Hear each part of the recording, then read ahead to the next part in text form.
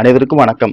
சற்றுமுன் வெளியான முக்கிய அறிவிப்பின்படி கொட்டி தீர்க்க போகும் கனமழை, மக்களே உஷாராக இருங்கள். வளிமண்டல காற்றழுத்த தாழ்வு பாதை காரணமாக தமிழகத்தில் இன்று முதல் ஆகஸ்ட் 31ஆம் தேதி வரை பரவலாக பலத்த காற்றுடன் கூடிய கனமழை பெய்யக்கூடும் என சென்னை வானிலை மையம் தற்போது புதிய எச்சரிக்கை அறிவிப்பை வெளியிட்டுள்ளது. இதில் குறிப்பாக எந்தெந்த தேதிகளில் எந்தெந்த மாவட்டங்களில் கனமழை பெய்யக்கூடும் என்பதை பற்றி நம்ம வீடியோல பார்க்கிறோம். ஸோ வீடியோவை முடிஞ்ச அளவுக்கு ஸ்கிப் பண்ணாம பாருங்க. வீடியோக்குள்ள போறதுக்கு முன்னாடி இந்த வீடியோக்கு லைக் பண்ணணும் அப்படி சொல்லுங்க. உங்களுக்கு மழை சம்பந்தமான வீடியோக்களை உடனுக்குடன் துல்லியமாக தெரிஞ்சுக்கணும்னா இந்த சேனலை சப்ஸ்கிரைப் பண்ணிக்கோங்க. வாங்க வீடியோக்குள்ள போகலாம். தமிழக கடலோர பகுதிகளில் கீழ்மட்ட வளிமண்டலத்தில் ஒரு பலவீனமான காற்றழுத்த தாழ்வு பாதை நிலவுகிறது.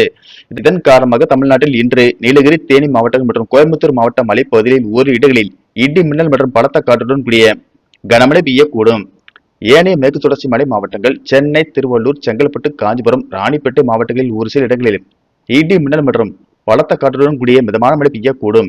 ஏனைய தமிழகத்தில் ஒரு சில இடங்களிலும் புதுவை மற்றும் காரைக்கால் பகுதியிலும் இடி மின்னலுடன் கூடிய லேசான மழை பெய்யக்கூடும்.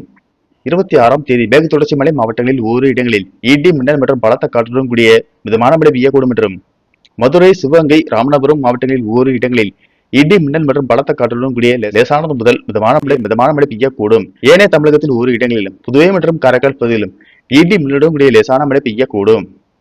27ஆம் தேதி மேற்கு தொடர்ச்சி மலை மாவட்டங்களில் ஒரு இடங்களில் மிதமான மழை பெய்யக்கூடும் என்றும், ஏனைய தமிழகத்தில் ஒரு இடங்களிலும் புதுவை மற்றும் காரைக்கால் பகுதியிலும் லேசான மழை பெய்யக்கூடும். 28ஆம் தேதி மேற்கு தொடர்ச்சி மலை மாவட்டங்களில் ஒரு இடங்களில் மிதமான மழை பெய்யக்கூடும் என்றும், கடலூர், விழுப்புரம், செங்கல்பட்டு மாவட்டங்களில் ஒரு இடங்களிலும் புதுவையிலும் லேசானது முதல் மிதமான மழை பெய்யக்கூடும். ஏனைய தமிழகத்தில் ஒரு இடங்களிலும் காரைக்கால் பகுதியிலும் லேசான மழை பெய்யக்கூடும். மேலும் வருகிற 31ஆம் தேதி வரை மேற்கு தொடர்ச்சி மலை மாவட்டங்களில் ஒரு இடங்களில் மிதமான மழை பெய்யக்கூடும் என்றும், ஏனைய தமிழகத்தில் ஒரு இடங்களில் புதுவை மற்றும் காரைக்கால் பகுதிகளில் லேசான மழை பெய்யக்கூடும். சென்னை மற்றும் புறநகர் பகுதிகளை பொறுத்தவரை வானம் ஓரளவு மேகமூட்டத்துடன் காணப்படும். நகரின் ஒரு சில பகுதிகளில் இடி மின்னலுடன் கூடிய லேசான மழை பெய்ய வாய்ப்புள்ளது. அதிகபட்ச வெப்பநிலை 36 முதல் 37 டிகிரி செல்சியஸ் ஒட்டியும், குறைந்தபட்ச வெப்பநிலை 26 முதல் 27 டிகிரி செல்சியஸை ஒட்டியே இருக்கக்கூடும்.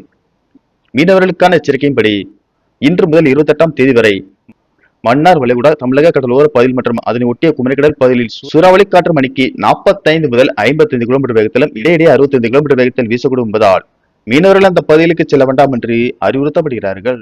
நன்றி, வணக்கம்.